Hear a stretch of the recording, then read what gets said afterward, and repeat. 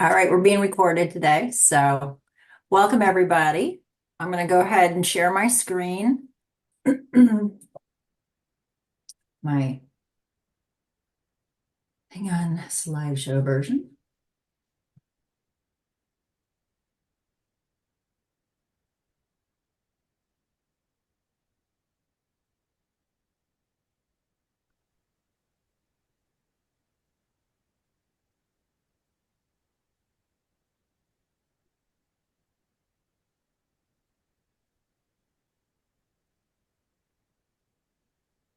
Everybody can see everything okay? Yes. Beth, you want to ask everyone to put their mics on mute? Yeah, if you are not asking a question, we'll have time for questions, and certainly we'll try and you're on more than one screen, so we've got about 30 some people on 36 people online now. So if you do have a question, you could certainly put it in the chat. And we'll try and keep an eye on that. And then we'll certainly have time for questions at the end. So without further ado, Jackie, do you want to introduce yourself? I'm Jackie Wellington. I am with Community and Economic Development Solutions and serve as staff for the St. Louis County Port Authority. And I'm Beth Noonan. Also work with Jackie at Said Solutions and support the port on the grants program and a variety of other things. So welcome to our information session. We'll go ahead, Jackie. I guess you get to get started. Let me see if I can get this to advance properly here. Hang on for 1 second. It's not wanting to do it.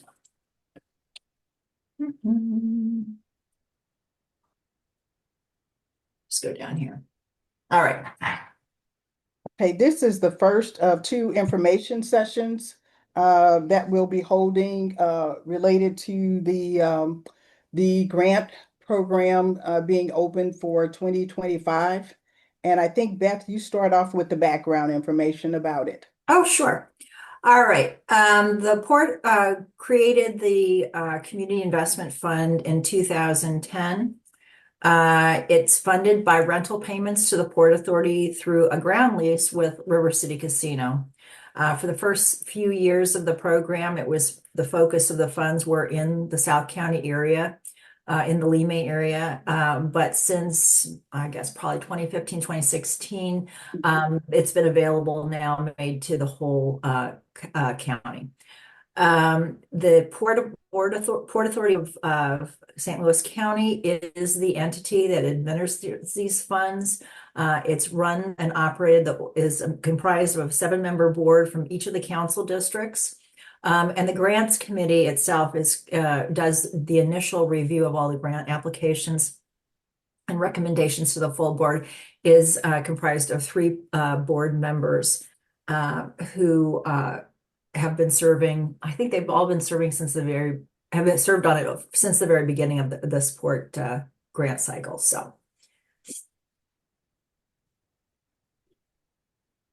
So for purposes of understanding what the focus is of the Port Authority's Community Investment Fund, the Port Authority is actually an economic development organization. So they really do focus and they want to put funds into nonprofit organizations that are going to promote economic development or community development, because that's part of economic development.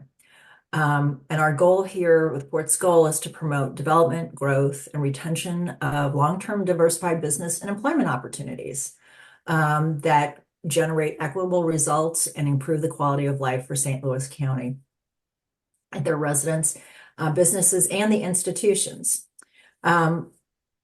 While economic development is its primary mission, there is also a community development piece of that really focuses on delivering resources to local entities that can benefit from large scale initiatives. So there's a lot of different possibilities for community development that go to infrastructures and communities, training, all kinds of things that are undertaken that really grow the capacity of people and organizations in the community.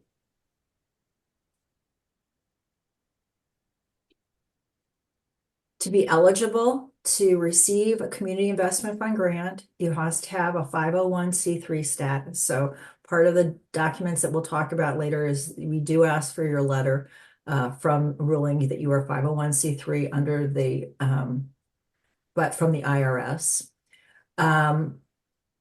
This is the St. Louis County Port Authority, so the Port Authority does focus on the county.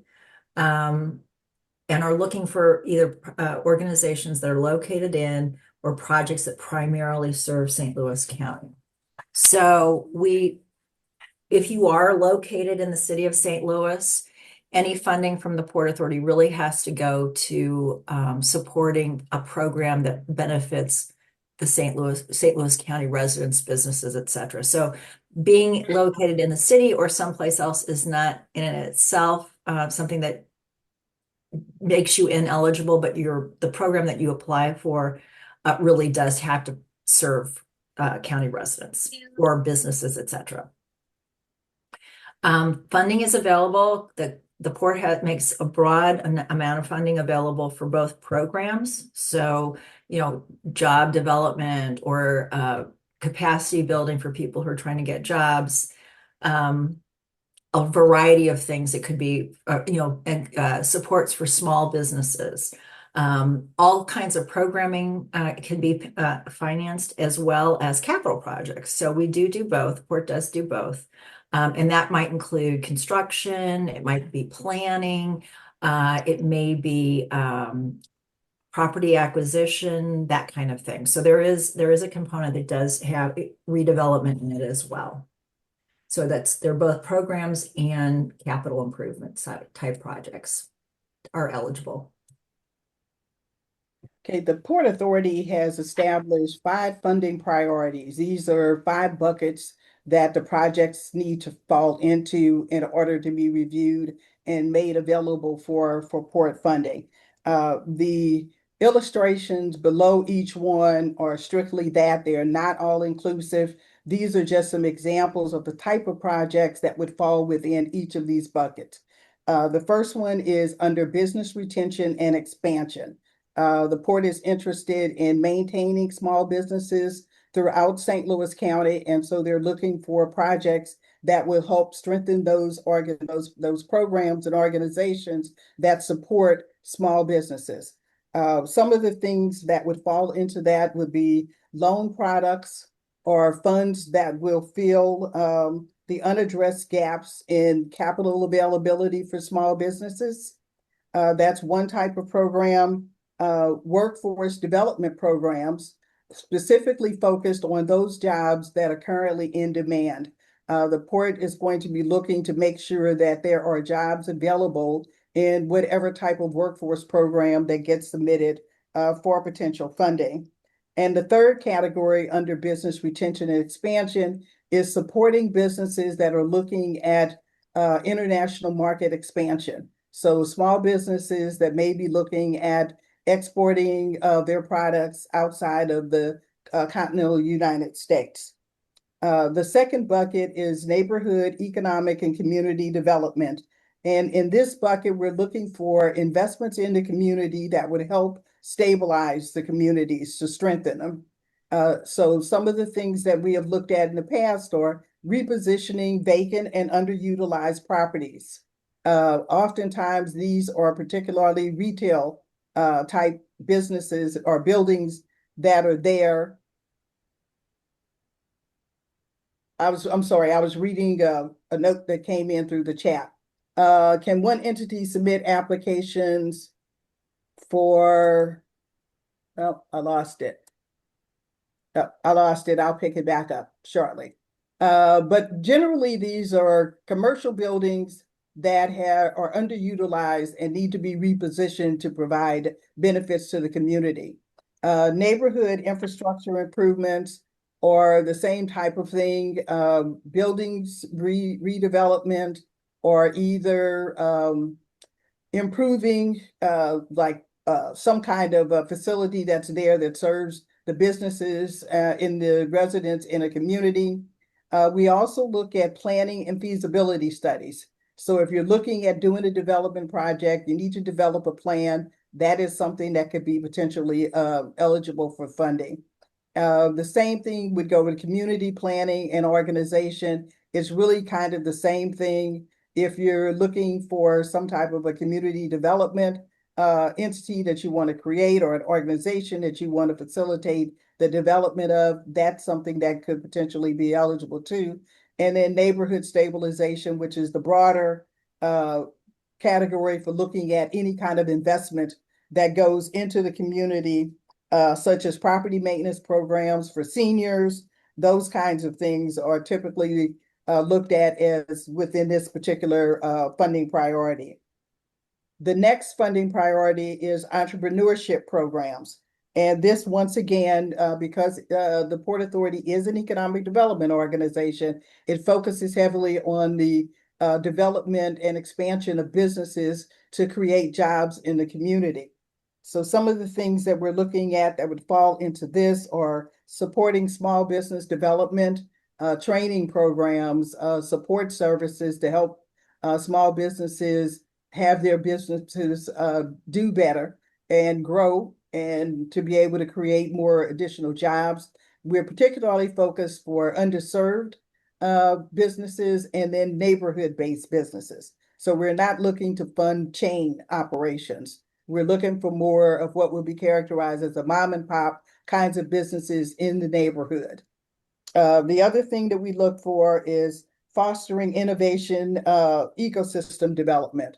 There are a number of ecosystems that are around, like financing, business technical assistance, or facilities, or either infrastructure.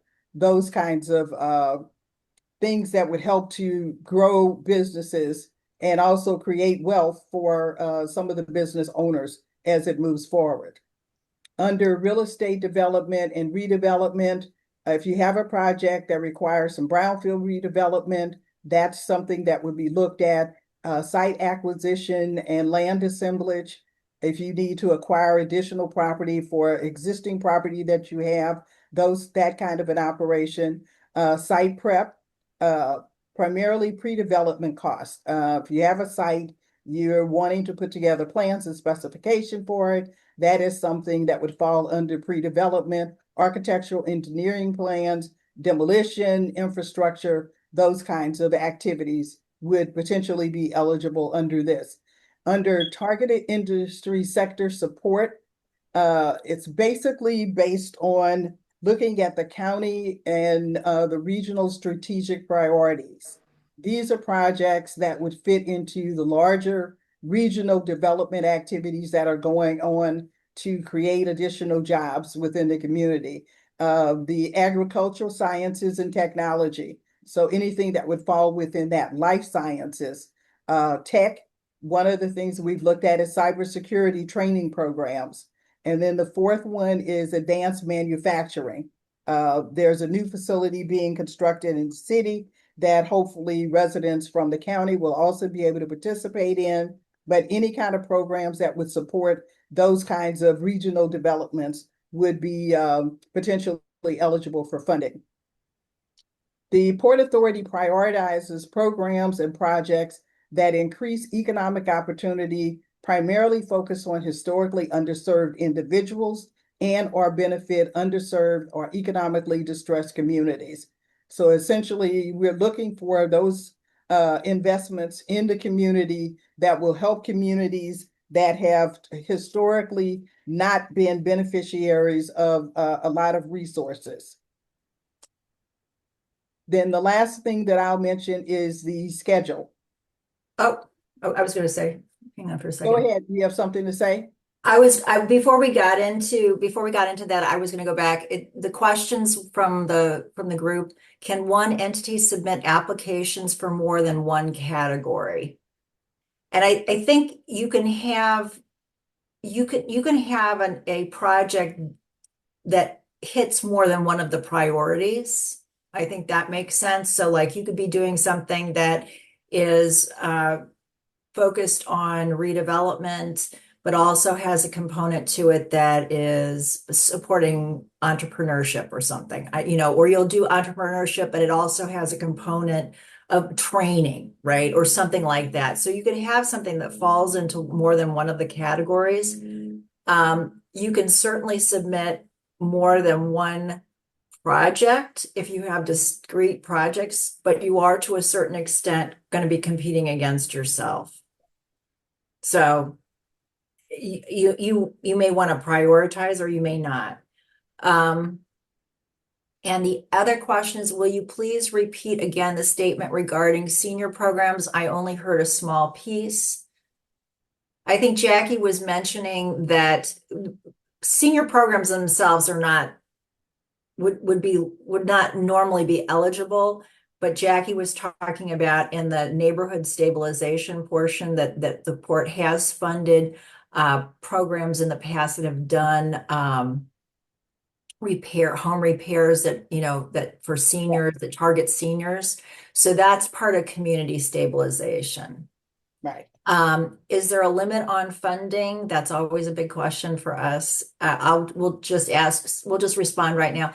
Typically, the port doesn't generally fund more than $250,000. They do know that, and that's an average. Sometimes it's a little bit more. If it's programming, it's usually less, but we have a 2 year cycle typically. So 24 months. So sometimes it may be split into 2 years. You may or may not get both years, but that's what, and so there's not a limit necessarily, but that's kind of the averages I would say has been typically no more than 250 to 300,000. Okay, is there a list of past projects funded per category?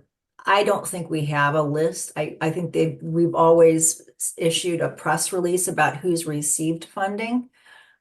So you can look for that if you want to, if there's interest in that, I'm happy to.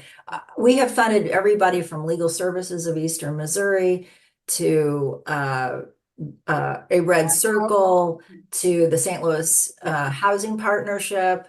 I mean, it's been all over the board. We've done a lot of different kinds of projects. So, And one of the things that we'll mention historically, I think we have decided based on the information that you provide, which funding priority your project fits into. I believe the application this year asks you to determine which priority it fits in. yeah. And So, I'll address that as we go through. okay, right, correct. All right, back to the schedule.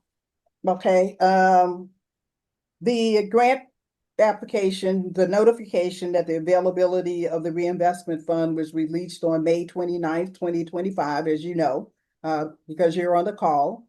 And then got a notice up here. The due date is no later than 11:59 p.m. on July 10th. If the application does not come through the system by that time, it will not be considered. The review of the applications, follow up with the proponents, and evaluation will probably occur late this summer and fall. And we anticipate funding decisions expected in late 2025, so going toward the end of the year. Now, the caveat to that is dependent on the number of applications we receive. It may take a little bit more time to go through the review and the evaluation and the follow-up that we may need to do with anyone who submits a proposal. So there's a little bit of a fudge in that timeline based on the number of applications that we receive. All right, I'm going to go hit a couple of the questions. An organization can submit an application to be a lead organization and be part of another application if they so desire. The port does fund folks who have received grants in the past. That doesn't guarantee you, it doesn't disqualify you though. Going back to the question, any agency applying for funding have to be based in St. Louis County? No, as we said at the very beginning, you do not have to be based in St. Louis County.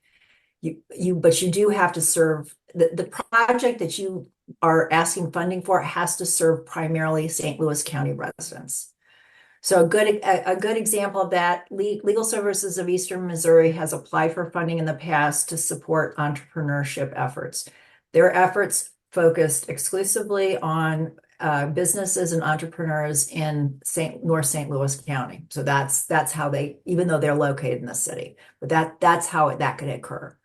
There is not a preference for new projects or versus expansions or continuouses. If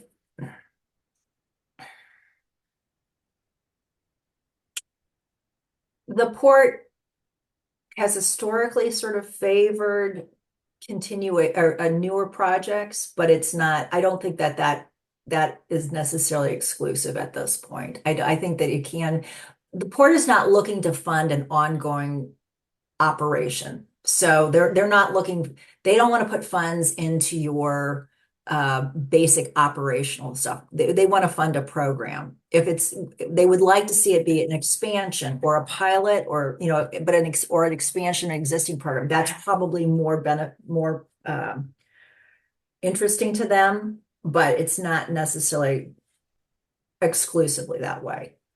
This is an additional comment. The key to that is if it's a new project, you have to demonstrate the capacity to take it on. If it's something different than what you've historically done, then it's going to be looked at to make sure that you have the ability to execute that project. Right.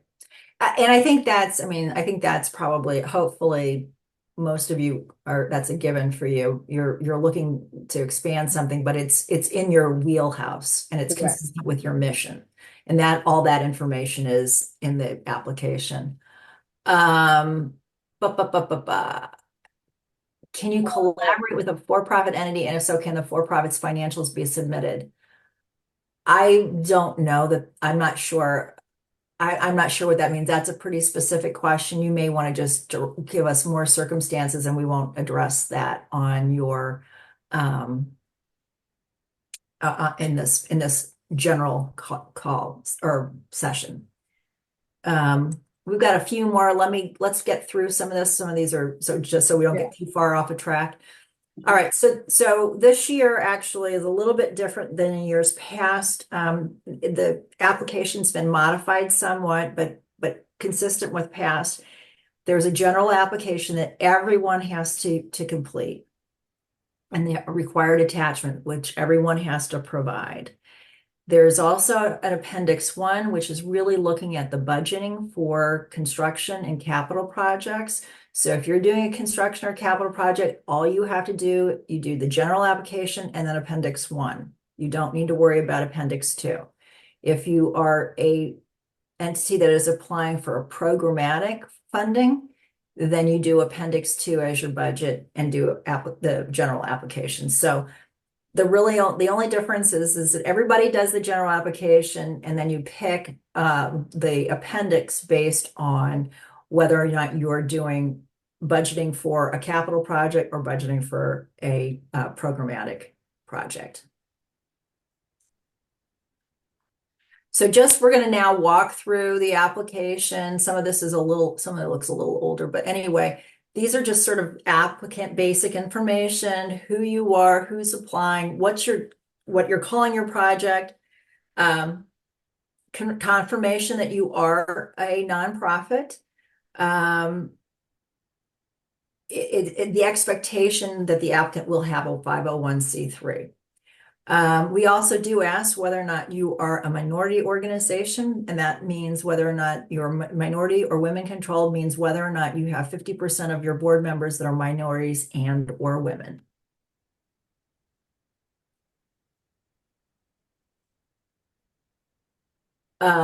Just some general application points. The next page really talks about the timing, just the project budget, overall budget. You'll talk about the detailed budget in the back of in the appendix, what you're actually asking for, how much you're asking the port for, where you're located. And we do ask you what council district you are in, and if you're going to serve more than one council district. So you include all that information. A little bit different this year from past applications. We do want you all to identify what are the community investment fund priorities that your project serves. And it can be more than one. And we do include in the application an attachment that goes through all of the funding priorities that Jackie talked about and gives you examples. And so that's all in there, so you don't have to remember what we talked about specifically in terms of examples. But I think the important thing is that these are examples, so they're not necessarily definitive. If you have an explanation for why your project supports business retention and expansion that is not identified under the different examples, that's okay. If it does that, tell us why it does that. So these are not intended to be exhaustive.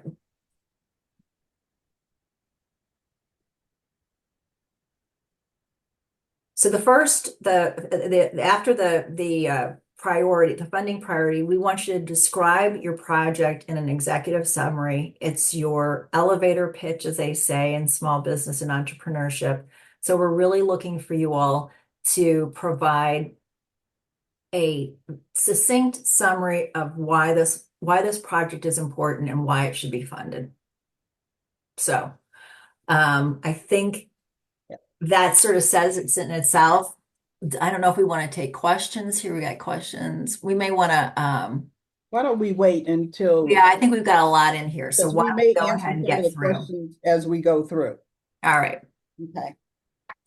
Also included in the general application, we asked for your organization's mission statement. And the reason we ask for that, because we want to make sure that the project that you're proposing aligns with your mission. What we are not looking for was an organization that's a childcare center that wants to come in and start doing some kind of a construction program for older adults. Just trying to make sure that there's synergy and alignment with whatever your mission is.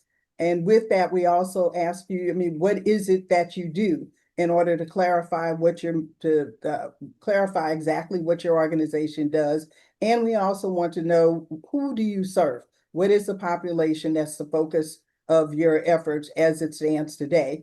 And then the other critical piece is your organizational capacity. We want to make sure that you have the staffing and the understanding and wherewithal to take on whatever the project is that you're proposing to do. So under organizational capacity, we want you need to present to us a clear understanding of exactly how you're going to implement whatever the project is that you're proposing to do. And then we ask for a detailed project description. Okay, we need you to explain to us what the need is and who will be served, which is basically just additional information to the what do you do and who do you serve. We want to understand how the project fits into your organization's overall strategy. If you have a strategic plan, you can reference back to that. Or if it fulfills something in a different plan, you provide that information as well. If you're planning on partnering with other organizations, we need to understand who they are and what their role in the project will be. So all of your partners need to be identified as part of the application. And we want to make sure that your project is consistent with or either advances a community plan that's currently existing in the area. So if there's a comprehensive plan for the municipality where your project is going to be located, we want to make sure that your project is consistent with what the community is looking for in terms of their plan. Okay. Okay. We also want to, and this is the thing that we've had challenges with, is really understanding what your outcomes are going to be. So we need to understand exactly what it is you wish to achieve as a result of your project. So we need to understand what your outcomes are going to be, and we need those outcomes quantified. If you're going to do a training program, we need to understand how many people do you anticipate being able to participate in those programs. If you have additional investment that's being made by another entity that will essentially match, if you will, the funds that you are asking the port to provide. We need that information as well. And we also need to understand how you're going to track your progress. So if you're going to do training programs and you say you're going to have 100 people go through, how are you going to track that to make sure that you get to the 100 and you reach the outcomes that you're looking for?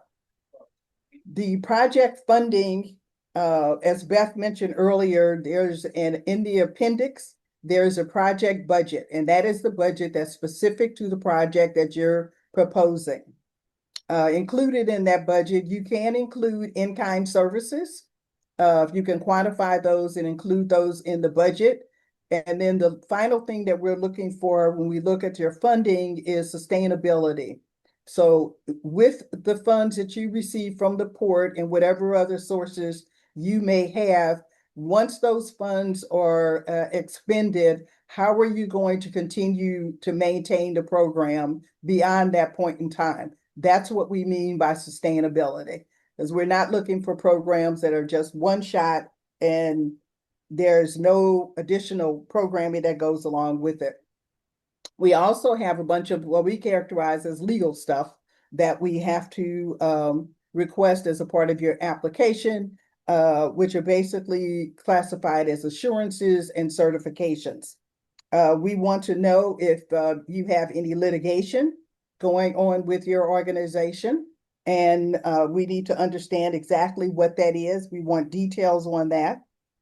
We also have an E-Verify criteria that we have in here, that you have to be a part of that system in order to address illegal alien employment certification issues that are required by any grantee, anyone who receives port grant funds.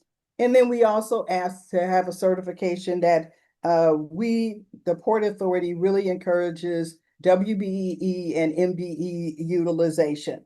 And we just like to have some sense of how you would handle that within your organization. I think the last part under the general application or the supporting documents, what you'll find in there is a checklist of all of the documents that need to be attached to your application, your board member information, your 501c3 determination letter, letters of support, and those letters should be from individuals that are outside of your organization. We don't want letters of support from your staff. Financial statements, the preference is that they be audited statements. If they're not, we can have a conversation about that. And then we also need you to attach either Appendix 1, which would be for construction capital projects, or Appendix 2, which would be for programmatic programs. Yeah, and going back to the MBE, WBE immigrant business, that kind of goes to the port's procurement policy. So we just want to make sure you recognize that if you are going to be hiring organization, firms to do certain work or whatever, that there is the effort to secure contracts, to not necessarily commit to contracts to MBE, WBE firms, but that you will make good faith efforts in order to solicit bids from them. So that's an important part of that WBE, MBE, WBE piece. Then going into the Appendix 1, which again is construction. It's pretty straightforward. We're looking for you to give us again the name of your organization, the project, how much money that you're requesting, what you anticipate using your port funds for. This again is for new construction, renovation, that kind of thing. And then we want a project schedule. You may be somewhere in the middle of the schedule. You may have already acquired the land. You may still need to do that. We just need to know where you are in that process and your anticipated schedule for that. So we're looking at understanding where you are currently, and so we understand where are the funds, when the funds are going to be utilized. Again, this is pretty common for a construction type or redevelopment budget. We would like to have detailed project costs, including any kind of cost of acquisition, so land, building, equipment. If you're renovating, we want to understand the cost of the renovation. If you're not renovating or rehabbing, that's zero, obviously. Your cost of new construction, any kind of infrastructure you're going to be paying for. So in some instances, you may be required or committed to, putting in new sidewalks, having to address utility issues. So if that's involved, we want to understand that. And then we also want you to break out your soft costs. So that's really the design costs, any kind of financing, legal, interest, etc. So all of those costs should be built into this budget that you provide for your construction or redevelopment project. We also would like to understand, because usually capital projects are very significant. You may have a $3 or $4 million project or even bigger. So if you're asking for funding, we want to understand all of the sources of funding, because if you're asking for $200,000 from the port and you've got a $2 million project, obviously you're going to need to have the balance of those funds. So we want to understand where you're getting that from. Might be equity, might be loans, could be other grants. You could also be using tax credits. So anything that any sources of funding that you're going to be using for your project, we would like to see what they are. And we'd also like to understand whether or not you have commitments. So do you actually have a loan commitment from a bank, or are you just saying we're going to need to apply for a loan? That's a very different story. And then additional information, we always kind of like, in a construction project, it's always easy to make if you need to clarify something or explain something, like we have a grant, we should have an answer by such and such a date, we'll update you or whatever. That's the kind of thing we'd like to understand. Like, what if there's a big lead time on something, that you don't know about? That's important information for us. So this is just a sort of like, tell us what we need to know that we haven't already asked kind of question. If you are applying for a programmatic funding, again, we've got the same sort of general information, how much you've asked from us, from the Port Authority, how much your total project is. We want to understand the description of services, any costs of new services, whether you're going to add staff or you're going to be hiring people under contract. So we want to understand what that impact is. And we want to understand where your sources are coming from as well. So who else is part of that, is helping to fund? If it's just port funds that you're asking for, that's fine. But we would like to understand, if you have a $200,000 programmatic budget and you're asking for 75, we'd like to understand again where the 125,000 other dollars are coming from. We don't have a big detailed budget request in this particular, just because it usually for programmatic projects, it's a lot less involved than if it's construction. So we just ask you to put those sources and uses of funds into a quick budget, just to incorporate that and attach it to the application, or if you can fit it in, go ahead and put it into the application itself. Now Jackie's going to give some examples. Jackie? Yeah, just to give you an idea of what we mean by some of these projects that we're doing, like this one is business retention, expansion, and workforce development. This was a project that was undertaken by Beyond Housing that received funding from the Port Authority. They constructed a new commercial building, and located in this building was a 4,500 square foot commercial kitchen training space. And they requested funding to build out the space itself and acquire equipment needed in order to operate the training program, which provided career opportunities in the food service industry. And it was primarily focused on residents within the 24-1 community. The project that they presented had partnerships with a university. They had a food service provider who had indicated that they would employ folks once they finished the programming. So it was a holistic program that was presented. The bottom photo shows the actual commercial kitchen that was developed, and they have proceeded to actually train people for culinary programs, for culinary positions rather. And they did have a company that had agreed to hire those individuals who finished the program. Beth has mentioned several times Legal Services of Eastern Missouri.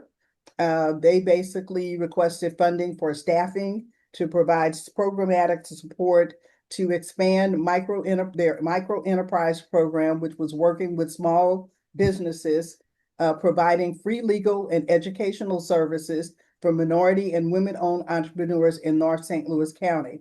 That program fell into the entrepreneurship and innovation focus area with that one. And the last one that I'll mention is the Spanish Lake Community Development Corporation. They submitted a request for funding, and this was more of a planning. They wanted funding for community engagement and a feasibility study for the development of a community hub or a town center in Bellefontaine Corridor in North County. That one fell into the Neighborhood Economic and Community Development box. So just to give you a little bit of an idea of the kinds of programs, projects that had been submitted for funding, that were funding, and how they fit into the focus priority areas.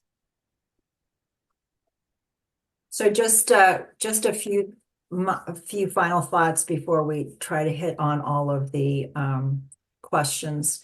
There is an FAQ available on the website.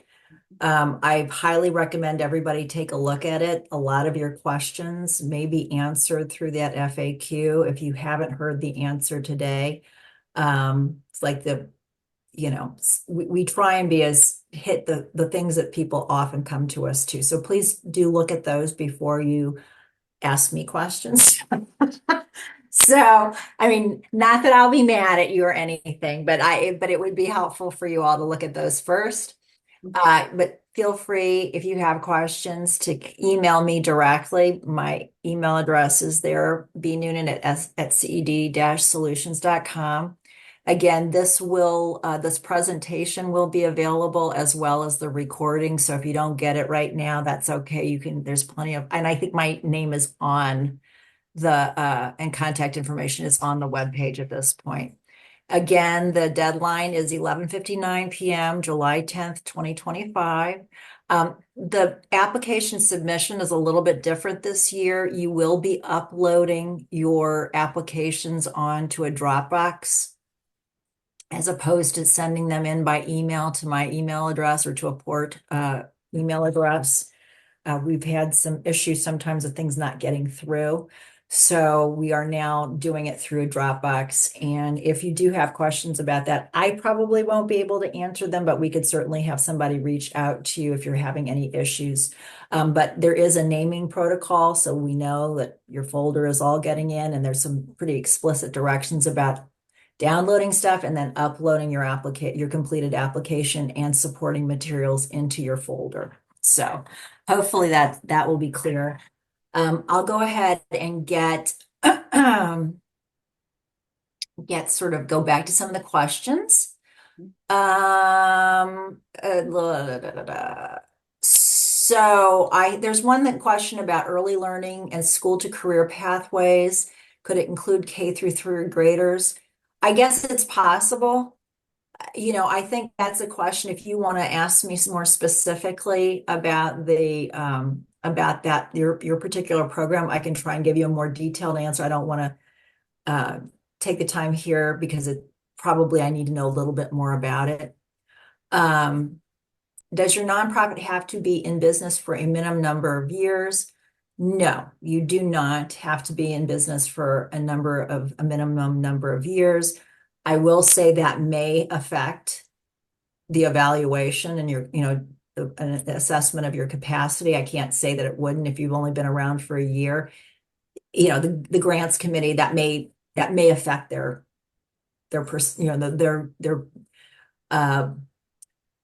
perception of capacity. How's that? So, but no, there is no minimum. Are there any restrictions on organizational annual budget to be eligible for funding? No. Mm-mm. I understand the program looks for standalone projects. However, if I have a project that will address each category and many more, question, will the funding max still be 250 to 300 because the project will require a minimum of $5 million? I would say then this is not the community investment fund. That's a much larger project. It probably would not be included. It's probably, I mean, you please go ahead and submit your application, but it may not be part of the community investment fund. Um, the grant committee may be willing to consider it if there's a lot of merit, but it would come outside of the community investment fund. It's not, that's typically not the size project that they're looking at. And I don't think the Port Authority is going to want to have 15 applications from one entity for different aspects of a project. That makes sense. And if you need a more detailed answer, I think you should probably just email me. For construction capital projects, does the building need to be located in St. Louis County? Our organization is in the city, but our building is in the city or is in the county, but we serve the county. If your building is not in the county, that's going to be hard that's Jackie, do you not agree that that's going to be a hard one I don't think I think that's kind of a non-starter. Right. You stated for helping businesses, preferably retail. Can you elaborate? No, it's not preferably retail. It's when we talked about redevelopment, a lot of times projects where there's a redevelopment activity, a lot of times it is a former strip center, for example. It's oftentimes retail. So it's not that's what we were meaning that's an example that oftentimes that is, but that is not exclusive. No. Uh, A the lot of times people have a retail building and they'll want to reposition that for a different use, and that's what we are referencing. Right. Will the session recording be e-shared? I don't know that we will e-share it, but it will be posted on the website. I don't know if I don't know that we have the ability to do that. I can ask if Megan is still on. Is that possible? Or can we? It would be easier. It would be easier, and we would make sure that everybody had it. If you guys just went back on, it will be available on the website. Right. Could it be for both? Could you have both programs for construction and a programmatic? Yes, could. You could ask for funding for two aspects of a program. Mhm. I see a cattail. I keep saying it too. It's so cute. Beth Fletcher's got her cat is walking through the thing. Anyway, I will say this, it gets very difficult. We have had organizations apply for both construction and programmatic support, and it causes a little bit of for the same program, basically. It does cause a lot of confusion for the Port Authority. I think it would probably be better to pick your poison and go with that, just because if you're applying for construction and you are renovating a place and you're looking for programmatic funds to run the program, it's too long of a time. It kind of creates a timeline issue. You got to get the construction done and then you got to run the program. So I don't know that necessarily works. Is there a maximum number of letters of support that you will accept? No. It says two. Yeah, you have to have two. If you want to submit a third or fourth, just don't inundate us with them. Yeah. Can you use private donor donations? Yes, of course you can. What would repositioning vacant properties include? You all gave the example of retail, but with the recent tornadoes, we have the capacity to reposition and renovate a number of homes. Would that be considered construction or repositioning? Yeah, potentially. I mean, if you're looking at doing a program that helps to address people who've been impacted by the tornadoes, specifically targeting an area in North County. I guess that's something that was, to renovate homes. It's housing gets a little difficult for the Port Authority because there's got to be a clear kind of community economic development component to it. So Jackie, do you have anything to add to that? It gets. Well, generally what we're looking at is like, it could be a commercial building and maybe you want to put small business incubator in it. You want to create office space in it. You want to reposition it from just being a retail operation, Right. providing some other services for the community. Home, But yeah, it, homes it gets harder with homes. yes, It's not yeah. yeah. Um,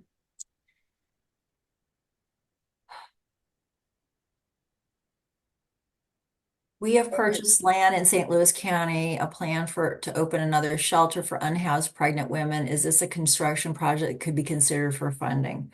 Well, again, I would direct you to how your project is going to fit into those categories of community and economic development. I don't want to answer the question because I don't know the details of your project or your program. But I would encourage you, purely social services that don't have that community or economic development component to it don't usually do well for the community investment fund. It falls oftentimes outside of the categories. So if you can give us examples or explain clearly why you feel like it meets the definitions of one of the priorities, Yeah. feel free to apply. I don't want to answer that because I don't like to tell people yes or no when it's something like that because I don't know enough details about your program. Yeah.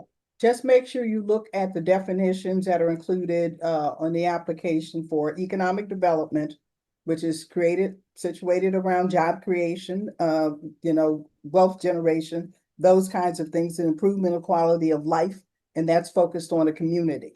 So just take a look at those and see if you can create a nexus between those focus areas in your project.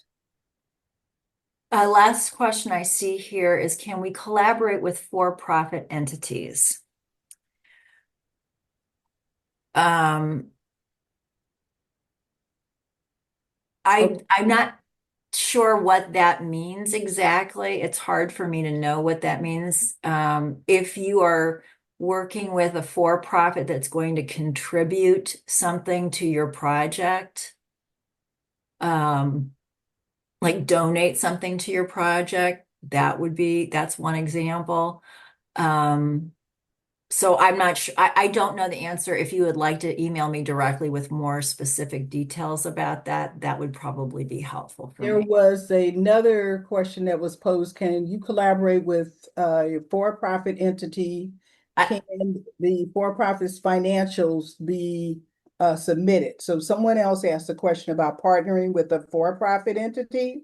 yeah, You have to use the nonprofits yes, financials and financials. everything. You cannot use the for-profits. No, this is not intended to benefit for-profit For-profits. organizations. It's primarily focused on strengthening nonprofits that serve the community.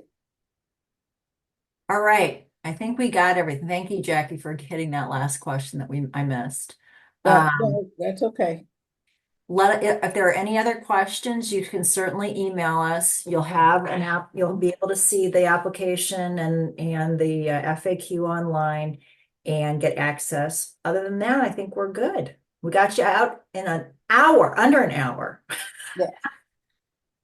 Thank you, everyone. We appreciate your time and attention. Good luck.